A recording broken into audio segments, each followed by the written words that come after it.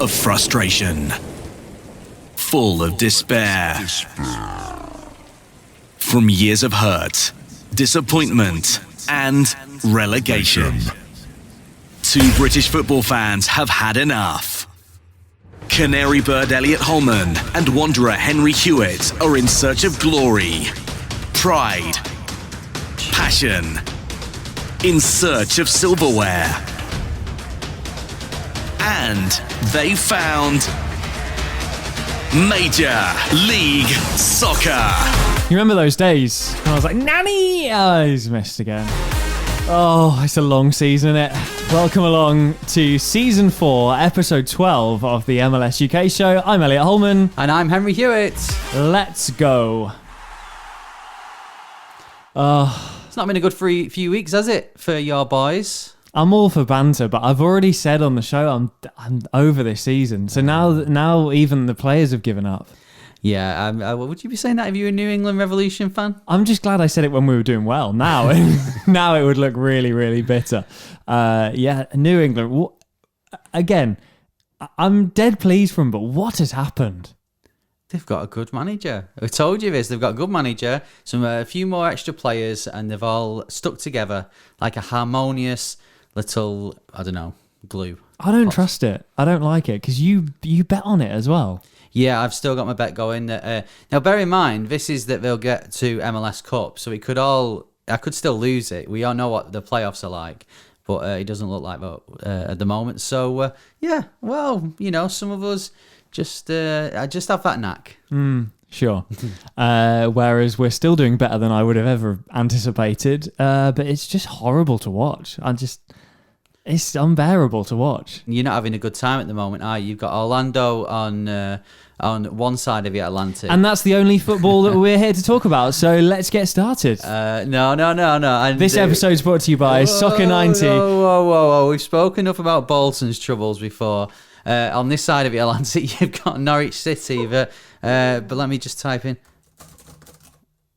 He's not typing, is he? What's it? He's not typing. 0 points. After 6 games.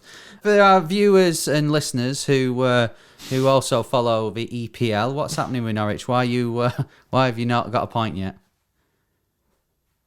It says MLS UK show. Yeah, well, you've talked about Josh Sargent before, and he's never played in MLS. I've never heard of him.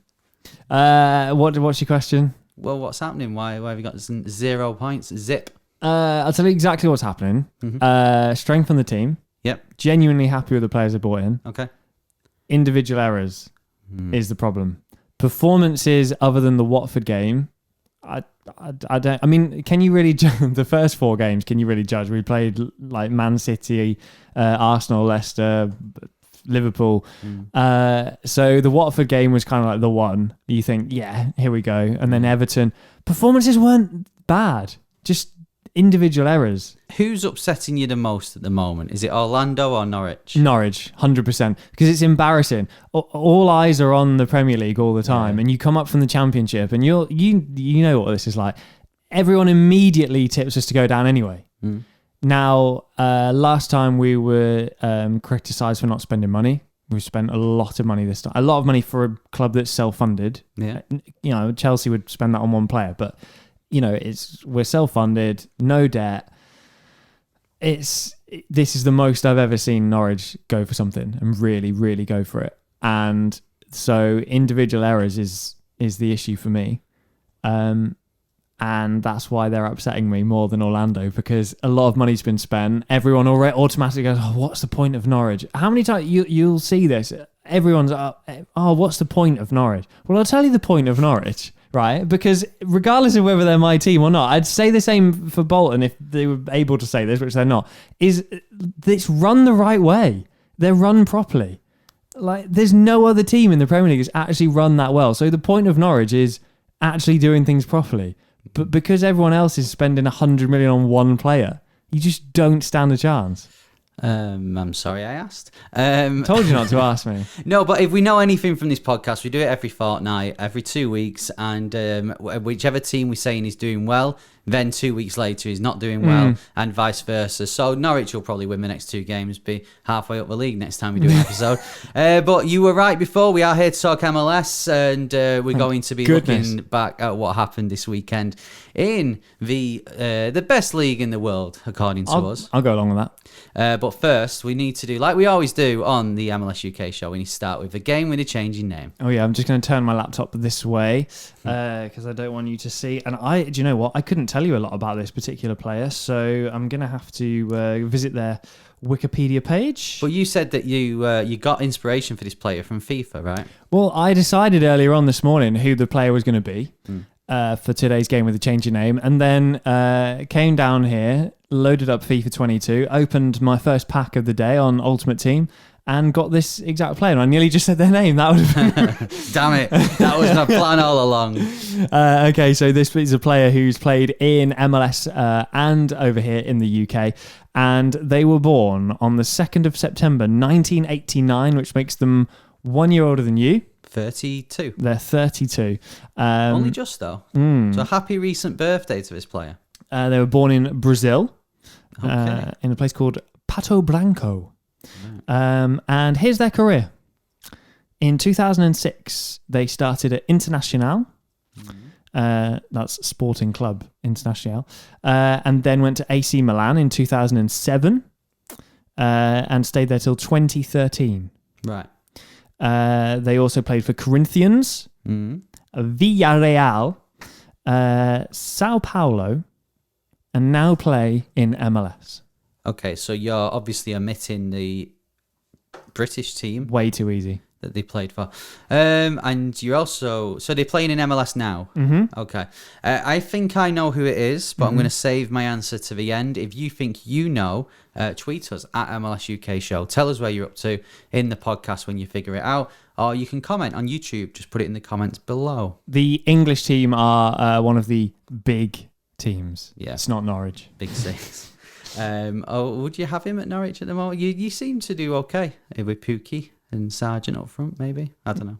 I think I'm not going to say anymore because it'll give it away, but okay. I don't think they'd quite be up to it. All right. Right, well, we're going to be talking about the players who are and aren't up for it in MLS. The ones able to walk. Yeah, the previous weekend. But first, let's hear from our sponsors that is said through me and Elliot. The MLS UK Show. This season's MLS UK Show is brought to you by Soccer 90. They're at Soccer 90 Store on socials. Go and check them out. Go and give them a follow. Make them your primary source for every single MLS team. If you need MLS gear, they've got every single club represented in the Soccer 90 Store. And there's loads of Premier League stuff as well, apart from the team at the bottom. And while you're there, if you want to get some MLS gear, some Premier League gear, or some international teams gear, then when you're at the checkout, stick MLS UK in the discount code and you get 25% off. And tell them that they should get Norwich stuff, even though they don't stock Championship. Or they won't sell it. MLS UK Show with Elliot Holman and Henry Hewitt. Okay, so let's have a look at what happened this weekend in MLS. And I think it's fair to start with the New England game. I'm not doing this because of Orlando, but New England Revolution are the first team to officially clinch the place in the playoffs.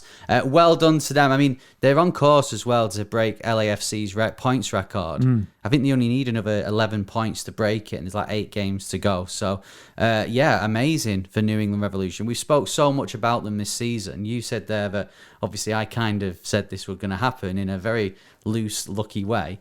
But they've just been incredible, and it's well deserved. And yeah, no one is gonna get the supporter shield off them. It's game over already.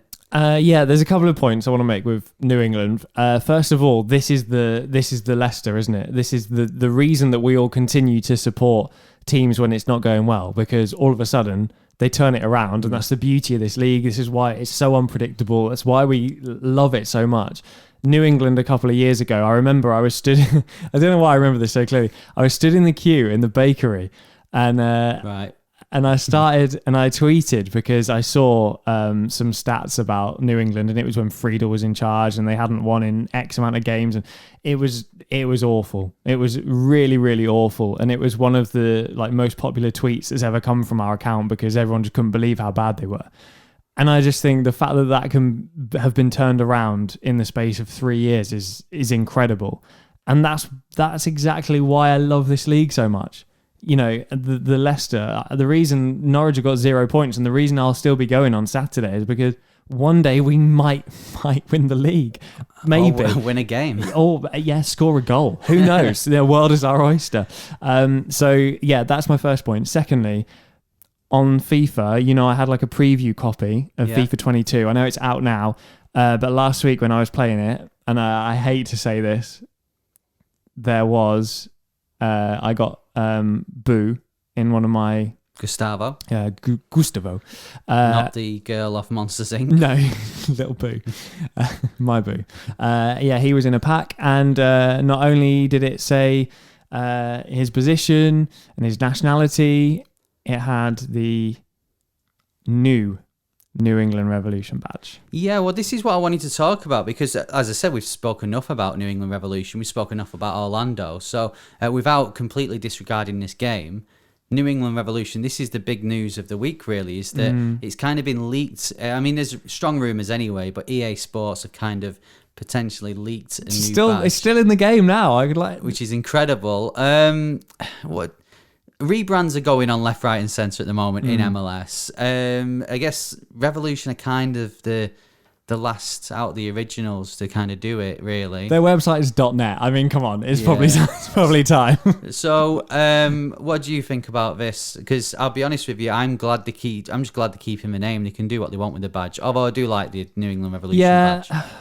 I'm not opposed to a badge change. Even in the Premier League teams that have been around for 100 years, if Norwich did a bad change, I wouldn't mind it as long as it wasn't terrible. I think that's the general consensus, is as long as it's not terrible. But in MLS, we've seen too many bad ones. There's been too many new ones that are awful. Yeah. The new Chicago one is also in the game. Oh, right. What, this new one or the last new one? The new one. Oh, the new one for next season. The light blue. Right, okay. The 2022 edition. It's already on there. Right, brilliant. Got you. I agree. I don't mind it.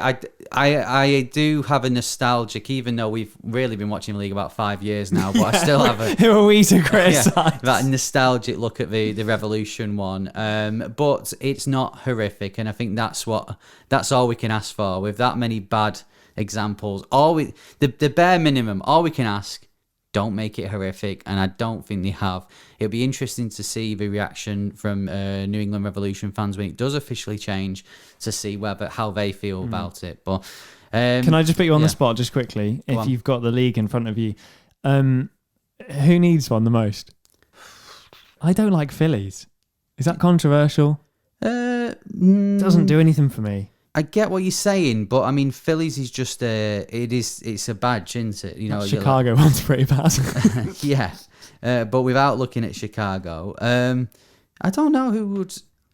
Yeah, I don't really know who would need one, because I think for me they're all a bit unique in their own way. I like the ones like Dallas and like Inter Miami that have sort of a big picture or an animal in it. Same with Orlando.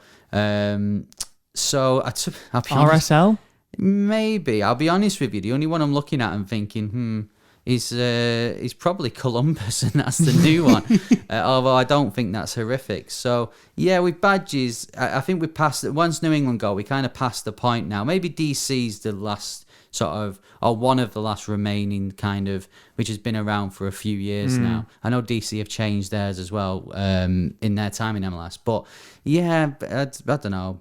Remember when we were going to talk about the game? I've managed to distract you for so long. Well, I think, tell you what, let's settle on RSL. They're the next one that needs to change. Okay. And it's not only the badge that we need to change after this weekend. You can see on Elliot's desk there on in the picture, if you're watching on YouTube, that we've put a Portland kit on there to celebrate their big win, 6-1 at the weekend. And the thing with RSL is, I know they've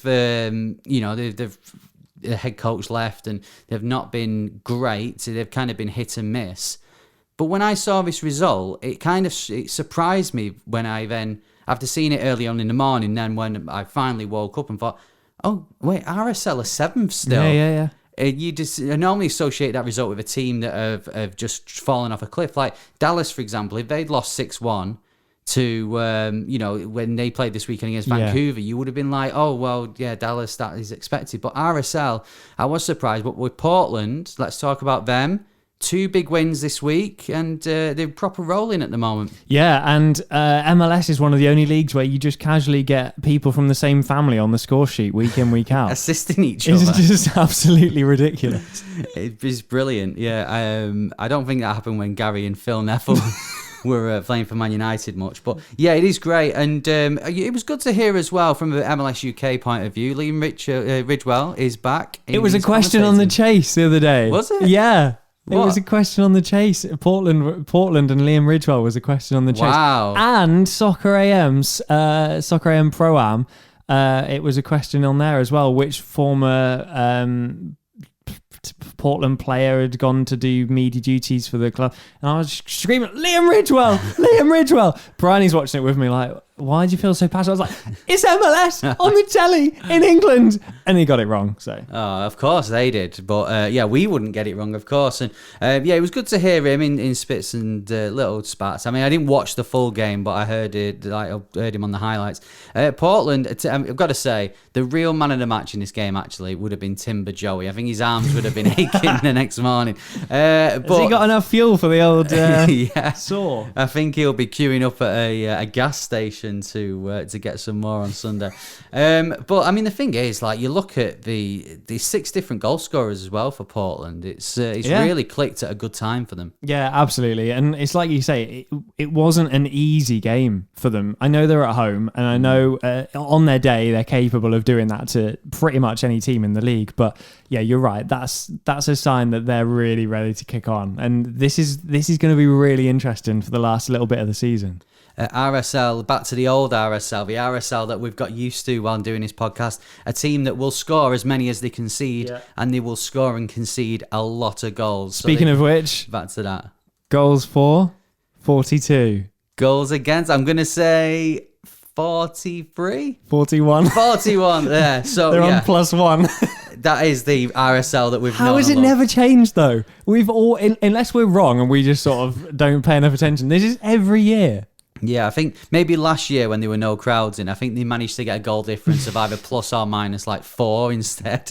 But it's the same every season, and that's why we love RSL. And we it's a shame that because they're in the West, the matches tend to be on at very late, early morning, if you will, in the UK. So we don't watch them or don't get to watch the full matches as much as we would like to. I just put over 2.5 goals on and go to sleep on a bet. Yeah, exactly. Right, let's go then to Seattle. This was last night, so to be honest, I watched the first half of this and I had to go to bed. I'm coming clean, I didn't see it. You have a breakfast radio show at 6 a.m, so that means that, I mean, this match had only just finished really by the time I was awake before it finished, genuinely. Oh, wow. Yeah. But Seattle won 2-1 at SKC. Big win this, and they jump above SKC, top of the West now. Yeah, this is the thing. I think I know they've played a game less as well, so it's a real sort of it's a real statement because they've got every chance that they just stay there now. And I know we love SKC and we love what they've done this season, but Seattle are so strong. There's every chance that that's it now. There's every chance that, with that game in hand as well, they stay there. Yeah, and Will Bruin, it was nice to see him score. It's been a very injury-affected season for him, only his second of the season, but that's nice to see him get the goal because hopefully next year for Seattle, I mean, how frightening is this? They're already top of the West, and then next year, they're possibly going to have a Jordan Morris back. They're going to have a fully fit Will Bruin. Add that to the likes of Roldan, Rui Diaz. It's just frightening, isn't it? Yeah, Ladero, etc. I love Jordan Morris. I can't wait to see him back. I think I almost didn't like it when he was over here. I love seeing MLS players coming, but he's just Seattle through and through. And he just belongs there. And I think I'm really excited to see if they can hold the rest of those players there to see what they can do with him in the team as well, because it's going to be frightening. I can't wait. The playoffs are hotting up. It's getting to that stage of a season. And so I tell you what, we tend to go down the east first. So we're going to go down the west today. And in a change of what we normally do, because we'll normally stick any 0-0s right at the end of the recap. But Colorado Rapids, third in the league, they'll see these as dropped points big time. 0-0, home to Toronto. If they would have won, they'd have been a point behind. At the top of the top of the West. There's nothing to worry about. They're going to get the playoffs, and I guess this is just a minor hiccup. But you still look at Colorado. They've got Seattle to play twice. You've got Minnesota, Portland. They've got New England and LAFC. That's a tough run-in for them. Yeah, for me, that was a must-win game. Just not necessarily because it's Toronto, but because of who they've got to play still. They would have been a point behind Seattle with the same amount of games played. They'd have had a game in hand on SKC as well, who they'd have been above. For me, that was a massive opportunity to make a bit of a statement, maybe kind of get position before you go into those difficult games. I'm not saying they're not going to win some of those, but they're not going to win them all. So we're hanging our hats on that they'll be fine. 45 points, incredible for them. And 12 above the playoff line, so it should be okay.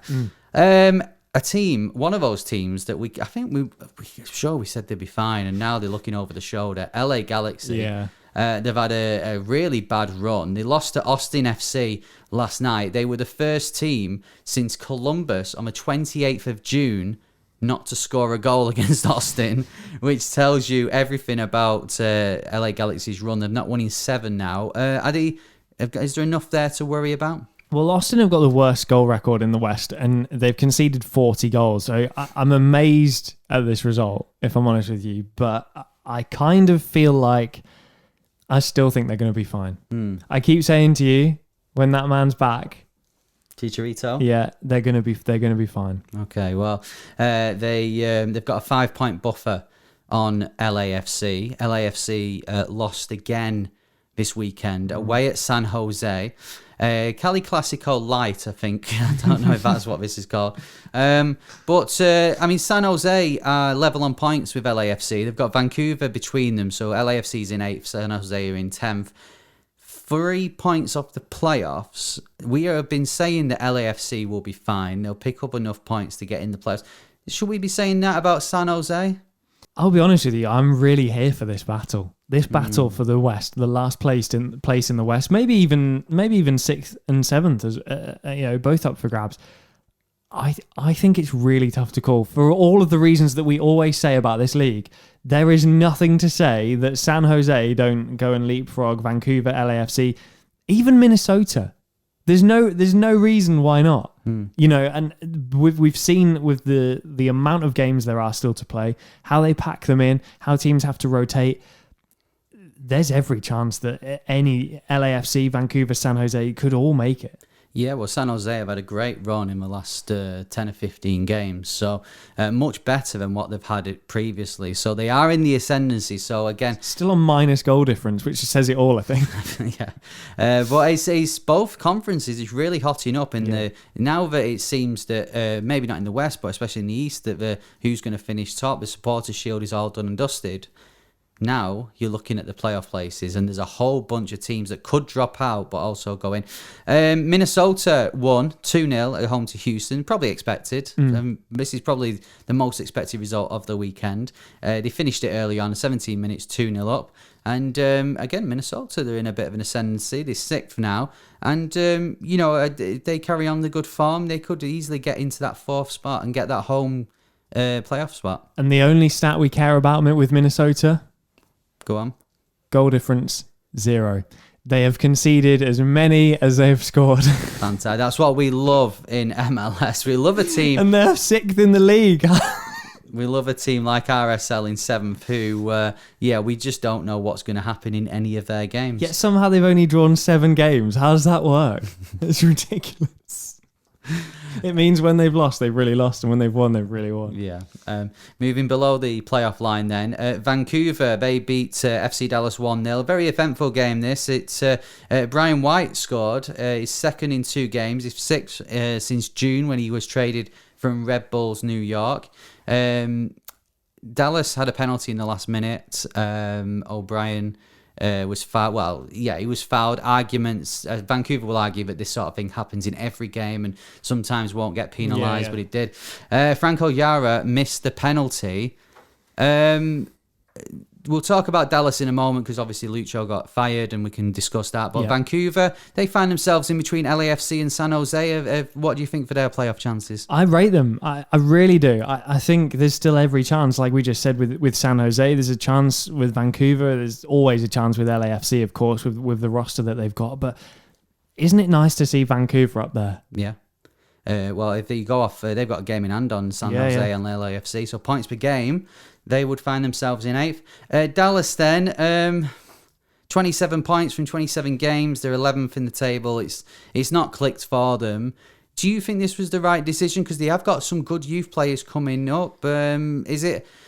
Should they have kept Lucho to then look to the future? I wonder whether there's obviously I think when you fire somebody at this stage of the season, when you're in Dallas's situation, you're clearly unhappy with not just results, but more than that, I think, because they're in a position where realistically they're not going to make the playoffs. No. So if they weren't unhappy with Lucho and his either capabilities or the way that he was working, they could have made the change and tried to rescue the season, but they didn't. It's now too late for me. So for me, that says it all. That was like, no, cut ties, we go again. But I would be using this time to give the youth players experience. They're not going to make it this year. I know it does matter where you finish, but it also doesn't matter where you finish. No, not in MLS. I mean, Pepe, rumours are that he is going to be the next player to leave for Europe. For me, it has to be more than rumours. Even as somebody outside of the organisation, I don't watch FC Dallas every week. They play at ridiculous times. We all know he's a talent. We all know that they're not even a top 10 MLS side. It would be so miraculous if they managed to keep onto it, keep hold of him. And we've seen the rate of players moving over here now. It's non-stop. And it's like people have finally discovered this league. Yeah. We're like, hello. Well, where do you think he'll go? If you had to, I know there's been rumours of certain teams. Chris Smith, who was a friend of the show, he put something out last week on his, I think he does it through 90th Minute Football. He was saying that there's a lot of teams in Serie A, in the Premier League, La Liga, that are interested in Pepe. If forget all the stuff with like work permits and stuff, where would he go if you had to pick? It'd be unusual to see him go straight to the Premier League, I'll be honest. Not just because of the work permit, but we've seen it, as we've discussed with Norwich, and let's look at Norwich in a serious capacity for a second. The Norwich team is genuinely good. Look at how difficult it is to compete in this league now. The standard is unbelievable. A few years ago, we were talking about teams at the bottom of the Premier League playing against MLS teams, and it would be... I'm sorry, no. The squads in the Premier League are way, way better, and even though the teams at the bottom of the Premier League look like they're struggling, the league is just an unbelievable standard now. So for me, I think it's a massive leap. It would be massive to just jump straight into the Premier League. Right then. Moving to the East. Well, let's start at I've kind of run from the top of the conference in the West to the bottom, so let's do the same. We spoke about New England. Nashville. Oh, great little club. Great little club. That great little club, 6 points above NYCFC in third now. They have seemed to have... They have a team in if we look at the four that we looked at a few weeks ago, being New England, Nashville, Orlando and New York City FC, they're the only ones that have kept a form going. The rest haven't. So Nashville, we're saying they'll finish second then? I really hope so. Especially with that home form. I really hope so. They deserve it. They deserve it. They've honestly, I'm so here for Nashville. I love it. Look, we talked about badges. Great badge. First things first. It's important. Yeah. First things first. Great badge. But yeah, they've assembled a roster. Do you know what I like? They went all in. I know you said something. Went all in on getting Zimmerman. Yeah. Huge. That's massive. And that was the intent. That was the level. They were like, no, we're going to compete and we're going to try and win this thing. And do you know what? New England, let's be honest, we're giving them all the credit in the world, but it's a freak season that they've gone that far ahead.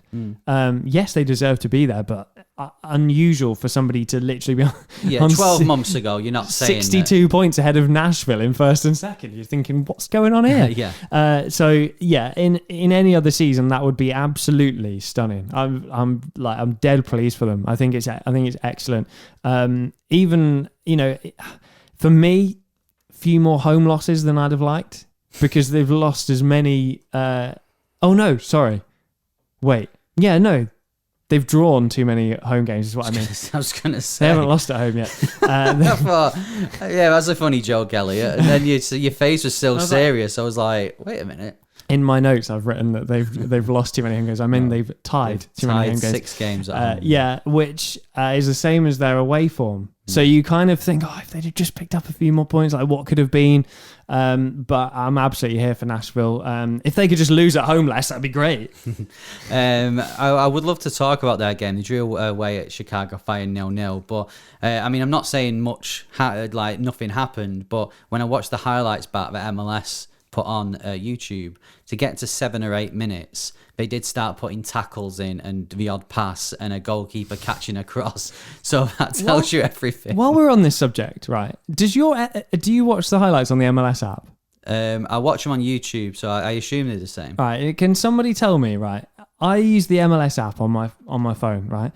So when you go on the app and you select highlights, you get a choice of like the 15-minute ones or just like one that's like 4 minutes or whatever. Yeah.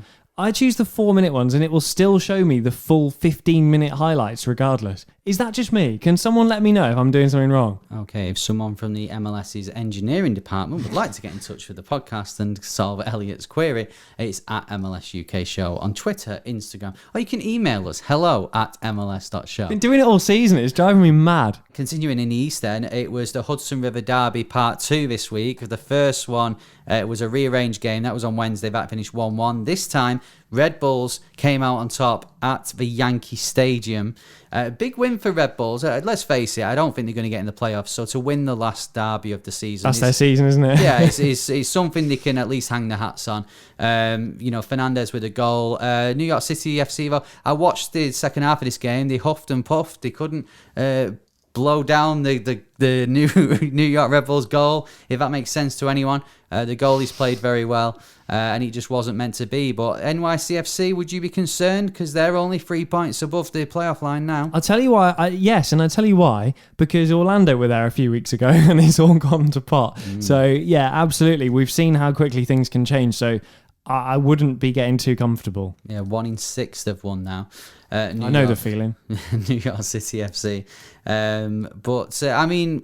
You'd think that they'd turn it around. They've got a top players there. I mean, Castellanos, I think he's combined goals and assists is at 20, which if you've got someone like that in your team, 9 times out of 10, you're going to finish in the playoffs. So it must be, I think there'll be a few NYCFC fans who are a bit nervous at the moment, but I'm sure it'll be fine. Right, moving on to, normally going in, I'll say something like going into an Atlanta defeat, like, a team who it won't be fine or something like that. But, I mean, Atlanta lost at Philadelphia this week. No shame in that. But didn't have Joseph either. No, we didn't. There was a Jose Martinez on the pitch for Philadelphia. But for Atlanta, if you 2 episodes ago, which is 4 weeks ago, if you'd have said to me, well, this is where Atlanta will be next at the end of September, I'd have bitten your hand off. I'd have took it. Like some great home wins. So, yeah, Philly's a tough place to go, but I wasn't as concerned as I would have been a month ago. No, and if you'd have told me a month ago that Atlanta would be 2 points behind Orlando, I'd be fuming. I always thought it would happen. Oh, wait. I didn't really. I am fuming. Yeah, well, I mean, if you look at Philly and look at them at the moment in 4th, I know you probably count DC in this as well, and Atlanta, and maybe Columbus, is that these teams are looking at the likes of Orlando and New York City at the moment and going, well, they're dropping points at the moment. They're falling. We can really take advantage of this. And if you take that Orlando were already out the top 4 at the moment, as it stands, NYCFC are only a point above 5th as it stands. There's a potential for 2 spots there for teams who are on the rise, who are really playing really well, to get that home playoff match. Teams that started horrifically, like Columbus and Atlanta, and one of them's going to make it. I know they will. One of them's going to make it, and it's going to be at the expense of someone who's kind of been there the whole time. And you have to come back to it. That's why I love this league. And do you know what? If Orlando don't make the playoffs, genuinely, I won't even... You deserved it, let's face it. That's what I'm saying. I'm not even going to be annoyed because they've just crumbled. They deserve it. Well, DC, they're hitting form at a good time. We always praise Lasada ball. We like this at DC this season. Well, they won 4-2 against FC Cincinnati at the weekend. They went 4-0 up. Ariola scored 2. Birnbaum and Roberta made it 4-0. Acosta made it 4-2. He scored against his former club. He must be stood there at 4-0 thinking, hadn't really turned out how I anticipated. Yeah. But I mean, poor defending again from Cincy. We've talked enough about them. Is it with Cincy? And I don't want to become one of them podcasts that starts saying that head coaches should be fired and stuff. But with Cincy, we've said before, we don't really see a future with Jaap Stam for them. Do they just sort of say our season's over, like Dallas have done? So it's not worked out. Let's try and build something for next year now, or do you think they'll just still hold out to the end of the season? The MLS UK show. Whoa. Hold up a minute. I'm future Elliot. And I'm future Henry Hewitt. And we were just about to talk about Cincinnati and how they should get rid of Jaap Stam.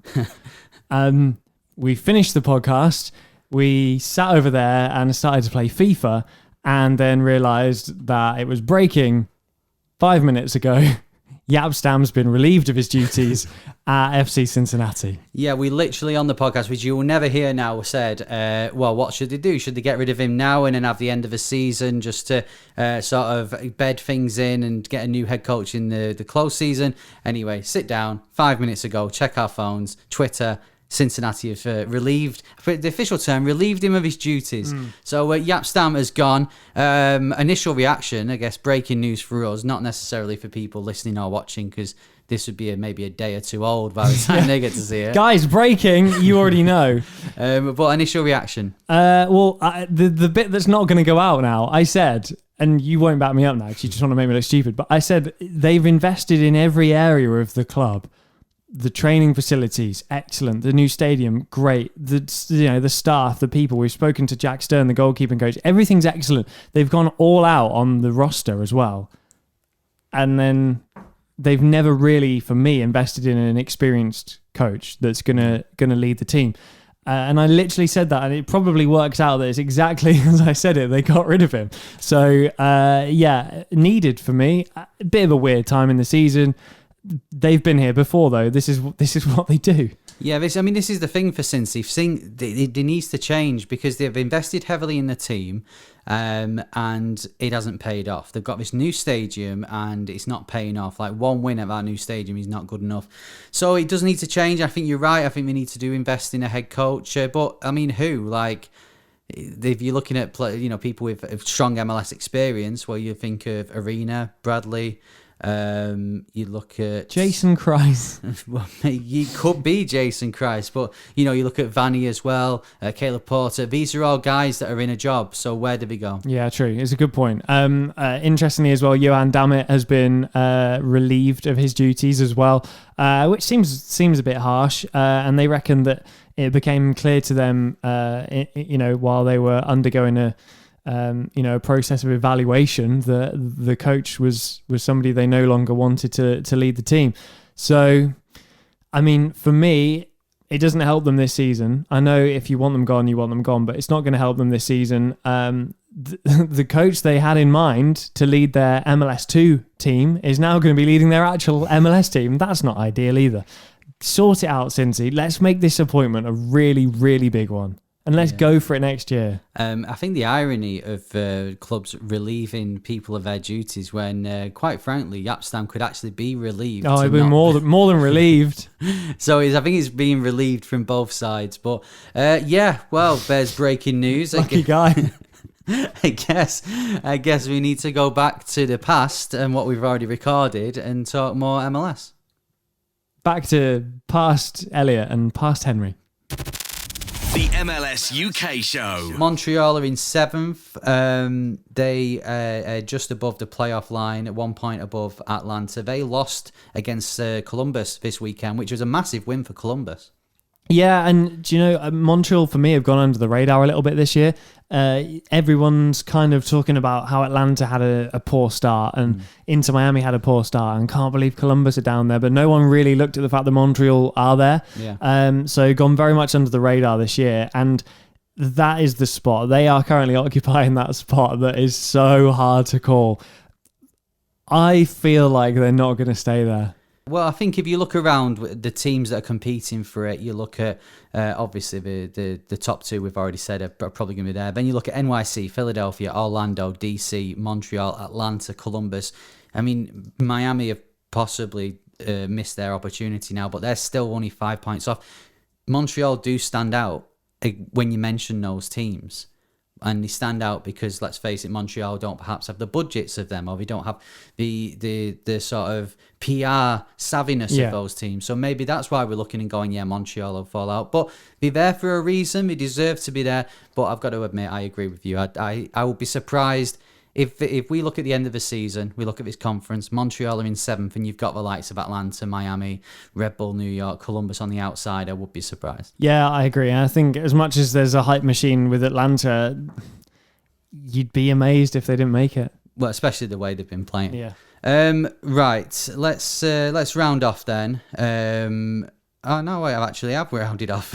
We can talk about Miami though, because they, as I just said, they lost. They were playing well. It looked like they turned the corner, and then suddenly they lose at home 4-0 to Red Bulls, who, as we've said, Red Bulls are 11th, so that's not exactly a team that was firing all cylinders. Yeah. They lost 5-1 at home to Nashville, and the wheels have fallen off again. And it just seems this cycle at the moment for Miami where they get a bit of form, they get a few good wins, and then the wheels fall off, and it's back to square one. But I think that's a roster problem for me. I think you have to be able to rotate. It's the same for Orlando, by the way. I know Orlando got themselves up there, but when they rotate and they have these midweek games and then they play again on Saturday and then again on Tuesday, they don't have the roster for me that's going to go into every MLS game and get a result. So that's why I believe that's happening. However, they got 2 games in hand on Columbus. So it's not all over for Miami just yet.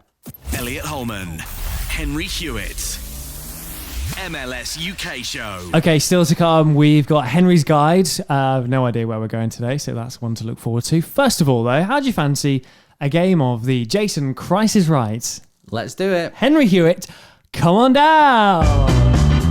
Okay, not been your best season on this, I'll be honest with you. No.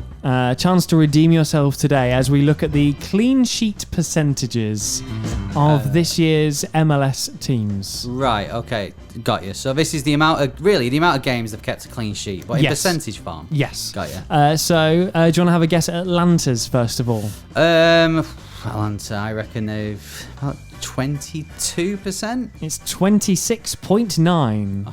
Better than what I underestimated Atlanta there. Now remember, it's not all about who's top of the league and who's bottom, because sometimes, you can have a few 0-0 draws. So do you reckon Austin have a higher or lower clean sheet percentage? I think this will be quite easy, bearing in mind that LA Galaxy this weekend, as I said before, first team not to score against them since June. True. So that's a lot of games they've not kept a clean sheet. So I'm going to say lower. It is lower. It's 16.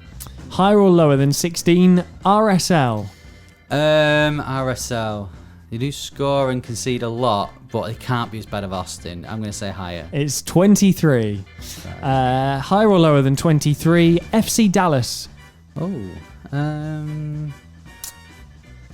This is one where I'm going to just have to go off position in the table, so I'm going to say lower. It is lower. It's 11. We're halfway through. Higher or lower than FC Dallas and 11? Toronto FC. Lower, definitely lower. I mean, 11 is a low. That's going to be one of the lowest, but it's got to be lower than 11. It is 7.7. And they got a clean sheet this week. Imagine what it'd been like if he didn't. True. Higher or lower than 7.7? FC Cincinnati. Oof. Wow, that's a tough one. You know what? I'm probably wrong, but I'm going to say it anyway, just because they've been that bad. Is it lower? It's not. It's 24. 24? Yeah. Wow. Higher or lower than 24? Colorado Rapids. Oh, that's got to be higher. It is higher. It's 40. Wow. A tough one for you. Higher or lower than 40? Philadelphia Union. Oh, they've not really stood out as much this year, which tells me their results haven't, which then tells me they could have kept quite a lot of clean sheets. I like your thinking. So I'm going to go slightly higher. It is slightly lower. 36. Oh, no. And your final one, higher or lower than 36? Really think about this. Nashville SC. Ooh, Nashville have scored a lot of goals. They've got a lot of fives, but they tend to be 5-1. I'm going to go, again, slightly lower. Lower than Philly's 36? You think Nashville have a lower percentage? 34, 33? It's 40. It's higher. Oh, never mind, mate. Maybe next year. I mean, I did okay. I think I redeemed myself a little bit with that one. Yeah, sure. Right, well, earlier this week, as we record this on the Monday, well, it was this weekend actually, we put a tweet out and asked for questions for us for the podcast, so we got some here. First of all, Charlotte, who's been on the show, Kirby Hazard, she says, can we end the season now? And that's from obviously she's an Orlando fan. Oh, Charlotte. No, we can't. As an Atlanta fan, no, we can't.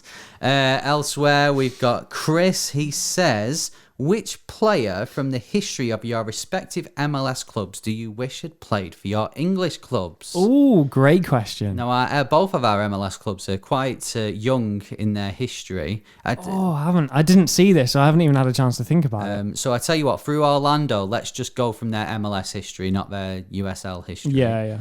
So Because famously, Dom Dwyer did play for Norwich somehow. Yeah. I mean, as an Atlanta fan, I guess mine's quite easy, actually, and it's going to be Martinez, Almiron, maybe Nagbe, but maybe Parkhurst. But I'm going to go with Bolton. I've been wanting they've been wanting a goal scorer for years, so I'm going to have to go with Martinez. But it's close with him and Almiron. Do you know what? This is tough, this is really tough. Mainly because we've not had many good players. I would love to see Daryl DK at Norwich. Surely he has to be the best player we've had. He could actually be a legitimate case to go to Norwich as well. That could actually happen. We don't really lump it forward enough for DK, I don't think. But extremely good finisher. I'd love it. He'd offer us something different. Yeah. Which arguably is what we've got Josh Sargent for now. However, Daryl DK would be good. Good goal by DK at the week. We never mentioned that. Yeah. Something else from the weekend that we haven't mentioned yet, and this is from David Valentine. He says, how damaging is playing in baseball stadiums and American football stadiums is it to the British fan watching on TV? So he's referring to, obviously, New England Revolution. They play at the Tennessee Titans. No, it's the New England Patriots game. That would make sense. Nashville play at the Tennessee Titans game, of course. Then Chicago, we saw yesterday, they still had like American football markings on the pitch, Yankee Stadium. So is this a concern for when people like us are trying to get more British people watching the league? I think so. I do. I think if you want to be taken seriously and you want to have a league that's performing in its own right, you have to have your own stadiums. I genuinely believe that. Even Atlanta's is amazing, and it's better than most MLS stadiums. But I think there's something about having your home and owning it. And so, when you watch Nashville, it's not a disaster. You watch New England Revolution, it's not a problem.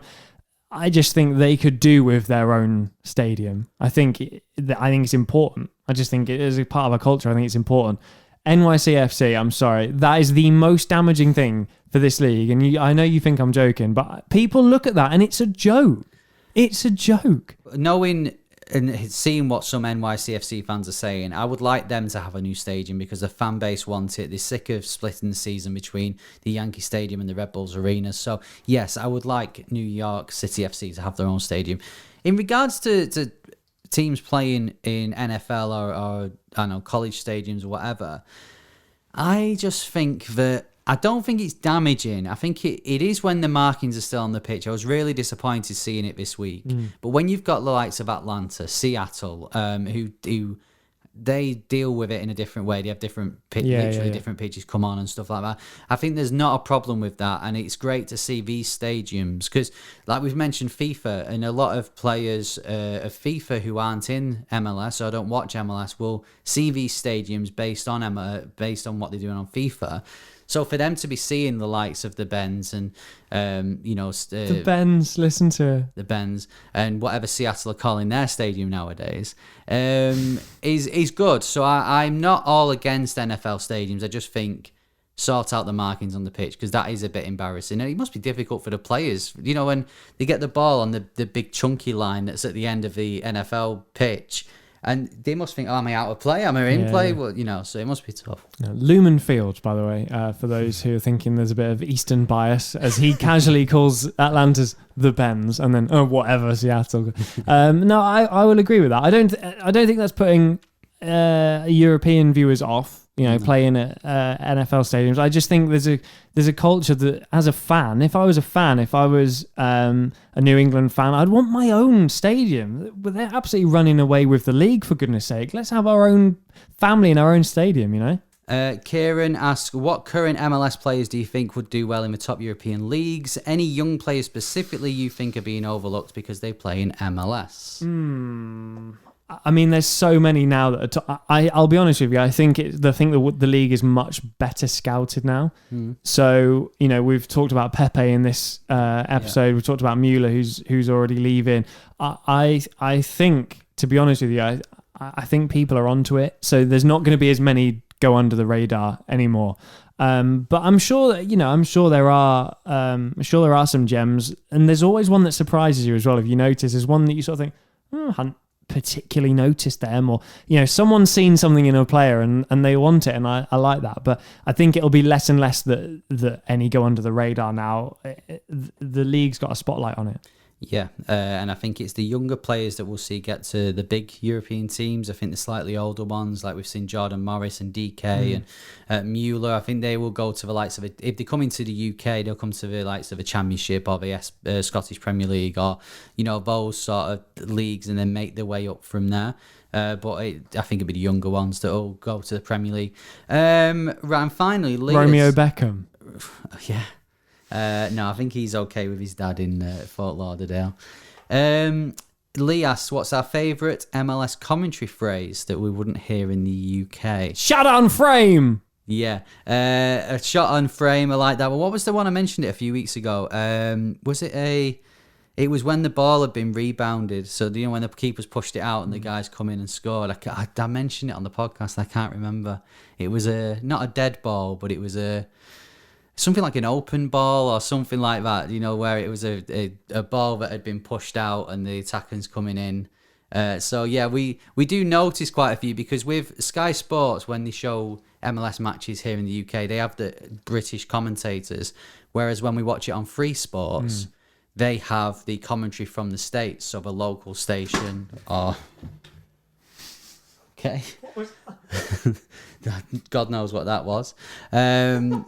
That was Sky Sports. Sky Sports aren't happy with us mentioning Free Sports, but Free Sports will have the commentary from from America, so we get to hear these phrases. So I am enjoying that. One I've adopted over the years, and Bryony laughs at me because now I just say it normally, like when we're just watching a game. Is I once heard somebody, I'm sure it's Andre Blake, who was like, and Andre Blake said no. And I just like whenever a defender slides in, I'm like, Grant Hanley says no.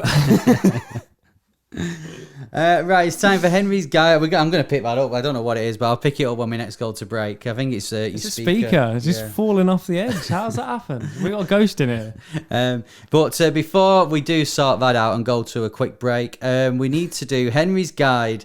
When there's not many left now. Nashville. And you know what? You have wanted Nashville for so long, and I have noticed this is episode 95. Ooh. We have about 5 left, so it could end up being that Nashville, Henry's Guide to Nashville, is on episode 100. And the travel ban's being lifted. We'll go to Nashville to do it. Who's going to pay for us to do that? Please? We'd be looking for a sponsor for that one. But anyway, Elliot, it's now time for Henry's Guide to Montreal. Famous, of course, for its country music while in the snow. Yeah, we did this. We did Toronto last time, so I thought, well, let's round off Canada and do Montreal. Hey, Elliot. Hey, Henry. Did you know that? Sorry. Start again. Go on. Hey, Elliot. Hey, Henry. Merci beaucoup. Montreal is the second largest city in Canada with a population of around 4 million. In fact, it's actually the fourth largest French-speaking city in the world, behind Paris, and then one in the Democratic Congo and Ivory Coast. Oui. Yes. I was going to say C. It's in the Quebec region of Canada, and it's actually an island, Montreal. I didn't know this. It's an island, which Sorry, I thought you said it's in Ireland. I was No. very confused. island, I spell I-S, or whatever it is in French. And it's actually 5 times the size of Manhattan, is Wow. Montreal, and it's only 50-minute drive from the US border. I did know that. The most famous person that we'd know in the UK that is from Montreal is William Shatner. The video game Assassin's Creed was made in Montreal. Not a fan. The first ever hockey game was played in Montreal in 1875. Not a fan. And its nickname is Sin City. Now, you may know that Vegas is also nicknamed Sin City, and Montreal is named Sin City because it is actually the second most popular stag do or bachelor party location in North America. Well, you've not had yours and I've not had mine, so we know where we're going now. We're going to Montreal. On average, it snows for 2 months of the year, and it's famous for bagels and poutine. Have you ever had poutine before? I have a question. What's poutine? Poutine. Is he the leader of Russia? No. Poutine is nice. It's actually it's cheese curds with chips and gravy. So as you know, as a proud Mancunian, a delicacy in Manchester is chips, cheese and gravy. So I have tried it and I do like it. It's very nice. Poutine. Yeah, it's famous along all of Canada, really. Chips, cheese and gravy. Yeah. Fair play. And that was Henry's guide to Montreal. Just really want some poutine. Don't we all? Elliot Holman, Henry Hewitt, MLS UK show. So good news, picked up the speaker, and if it drops down, Put it upside down. who cares? And it's not even in shot on YouTube, so no one knows what it looks like. Can I get it in shot? Yeah, just a little bit. There you go. Right, so it's predictions time. We do this at the end of every episode, and I was delighted at the end of last episode when I won the predictions, so I'm back to 5-3 up. You'd won 3 in a row, so I was getting a bit nervous at being 4-3, but it's now 5-3. I spot on. I got there was only one. I got Portland 2, LAFC 1. Spot on. So let's see how we do this time. There are some matches midweek, by the way. So this is on Wednesday evening. We've got Atlanta versus Inter Miami, Toronto versus Cincinnati, DC versus Minnesota, Montreal versus New England Revolution, Red Bull New York versus Philadelphia, Chicago versus NYCFC, Columbus versus Cruz Azul, Campeones Cup. Nice. FC Dallas versus SKC, Nashville versus Orlando. Oof, that'll be tough for you. Great little club. Colorado versus Austin FC. By the way, if Nashville beat Orlando, can all Nashville fans watching and listening just tweet at Elliot Holman on Twitter, just saying great little club. Houston versus Vancouver, RSL versus LA Galaxy, LAFC versus Portland again. Portland are our MLS UK show champions, by the way. 3 games they've won, so they're looking to make it 4 against LAFC. And San Jose versus Seattle. Can I just go back to that Atlanta into Miami game? Mm-hmm. How come one of them aren't playing Orlando? Surely that's the first week ever that not playing each other. If we don't win that, I want to see It's huge. Phil Neville crying at the Bends. I want a 0-0 draw. So this weekend then, we'll do our predictions starting on Saturday evening. Austin FC versus RSL. This is at 8:30 in the UK. This is why, right? It's A, this year's been so difficult, and B, as a UK fan, it's a joke. There's one game on Saturday. There's one game, and it's at 8:30. Well, I mean, there is some late Saturday night, Sunday morning. Sunday morning, isn't it? Like you're immediately into on the second game. You're into midnight. It's madness. So go on then. The only game you're going to watch this weekend: Austin FC versus RSL. Who's winning that one? RSL 3-0. Really? Yeah. Don't at me. It's an RSL game, so they will concede, even though it is against Austin. Nah. And Clean Austin. sheet. No, Clean sheet. Austin, who have not only conceded 1 clean sheet since June, I think this will be 2-2. Clip this off for the next episode. 3-0. Telling you. Montreal versus Atlanta. This is huge. Oh, the It's poutine. the second massive game in a few days for Atlanta. Mm-hmm. I think they win 2-1. I'm confident actually with Atlanta, and I'm going to go 2-1 as well. I'm going to give Montreal a goal just because of poutine and how I like it, but no, 2-1 Atlanta. Cincinnati are playing Red Bull New York, and I have to say this is actually a tough one to call. I'm going to go for a 1-1 draw. Oh yeah. Sorry, a tie. No, I think Red Bulls will win. I think it'll be 2-0. Orlando play DC, they'll lose 3-0. Next. Well, Orlando have got to win at some time, but DC are playing well. I think it'll be a good game. This, I think it'll be though. I think it'll be 2-2. Orlando will equalise late on. 2-0 DC. Dallas play Minnesota. Minnesota win 1-0. 2-0 Minnesota for me. Vancouver versus San Jose Earthquakes. Another big game. Vancouver with a home advantage, 1-0 win.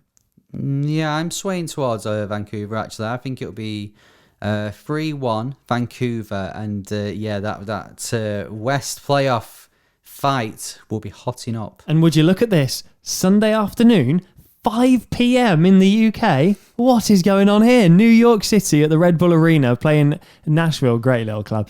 Unfortunately, I think this is going to be a draw, and I'm going to go 2-2. I think this is the Red Bull Arena. That's what swayed me. I think New York City will win this actually. Do you? Yeah, I think it'll be 2-1. Kansas play Houston, 9 p.m. On Sunday night, and this is an easy game for Kansas. And on paper, I'm going to go 3-1. Yeah, SKC. The defeat to Seattle's not the end of the world. I think the form's still good enough, especially to beat Houston. So I'm going to go with a 3-0 win. Philadelphia Union play Columbus Crew. This has to be a Philly win for me, 2-0. Yeah, Columbus. This is another big game for them if they want to, break into that playoff zone. Philadelphia just ticking along nicely to getting good wins, especially at home. So I think it'll be 1-0 to Philly. Toronto are at home against Chicago. Talk about a dead rubber game. You first. 0-0 again for both sides. I'm going to go 1-0 Chicago. And there's a lot of games Sunday evening, actually, which is good to see. Portland versus Miami, Providence Park. One team who's just come off a 6-1 victory against a team that's come off a 5-1 defeat. Everything about MLS tells me that this will be an away win, but logic tells me it won't be. I think Portland will win. I think they'll win 3-0. 2-0 Portland for me. Okay. And early Monday morning here in the UK, 1 o'clock, which is for an LA derby. El Trafico is an early one, so I should hopefully stay up and watch this one. LA Galaxy versus LAFC. What are you saying? Galaxy win 3-2. This is tough to call because both sides are inconsistent. I know LAFC have won at least in their last 7 games, whereas Galaxy haven't. It's time to turn it around for me. But I think it's going to be a draw, though. I think 1-1. Final game is Seattle Sounders versus Colorado Rapids. It's at 3 a.m. I'll just be getting up for work, so I'll be honest with you, I'm not going to watch it. But I do think Seattle will win it 2-0. I agree. I think Seattle will win. When you look at that game, if you looked at that game 12 months ago, it's an easy answer. Looking at it now, it's tough. Yeah, don't get me wrong. It's not. I'm not saying they'll wipe the floor with them. Seattle just excellent. Yeah, they are. I don't want to go same as you, so I'm going to go 2-1. Giving them a goal. Okay. And that's it for the predictions. Let us know what you think is going to happen at MLS UK Show, Twitter, Instagram, and hello@mls.show on emails. Shall we do a roundup of the game with the changing name? Yes, I was quite confident with this one. I think I've got it right. So this is a player that you got in an Ultimate Team pack on FIFA, right? Yes, and I was inspired. So they started their career in Brazil with Internacional, and they moved to AC Milan in Italy, played 117 times for Inter Milan and scored 51 goals. Also played for Corinthians, and while at Corinthians they went on loan. If you know who it is, where did they go on loan to? Chelsea. Played twice, so that's good. Moved to Villarreal and then Sao Paulo before moving to MLS and playing for Orlando City. And how many appearances have they made for Orlando? 0? One. It's, of course... Pato. If anyone's seen him, let us know. So well done if you got that right, and you got it right before I just said it 5 seconds ago. Did you notice where they were born? I read it out at the start just to give a little hint. Oh, Pato Blanco. Pato Branco, yeah. Wow, amazing. That's from me, who was born in Henry Chester, and you that was born in Elliot Which. Now, moving on. Right, don't forget to subscribe. Just say see ya. Yeah. Don't forget to subscribe on your podcast provider. We really appreciate that. Leave a review while you're there as well. Also, if you're watching on YouTube, like, subscribe, hit the notification bell, leave comments, and share to all of your friends as well. That'd be much appreciated. Yes. Any other business? I think we're done. Well, yeah, I was going to say something, but much like Norwich City, it's pointless. So, see ya. See ya.